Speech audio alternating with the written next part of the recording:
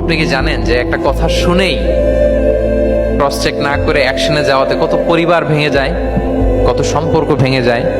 আমাদের মধ্যে এই প্রবণতা আছে। আপনার ছেলের ব্যাপারে একজন একটা কথা বললো, এসে ছেলের মারপিট, জিজ্ঞেস করেন না এটা।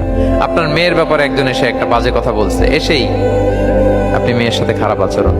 আপনার ওয়াইফের ব্যাপারে একজন বললো আর কি, যে ভাই আপনি এখানে, ভাবিকে তো দেখলাম ওইখানে আরেকজনের সাথে, আপনি এসেই আপনার স্ত্রীর উপর চড়াও অথবা গায়ে হাত তুললেন। তো হতে পারে যে ওই ভদ্রলোক অন্য কোনো মহিলাকে দেখেছে যে দেখতে আপনার স্ত্রীর মতো, এরকম হতে পারে কি পারে না বলেন? তো এই যে আপনি ক্রস চেক না করে, ভেরিফাই না করে যে অ্যাকশনে গেলেন, এতে সমস্যা হবে না সমাজে? পরিবার ভাঙে, সমাজে সম্পর্ক নষ্ট হয়, কলহ বাঁধে।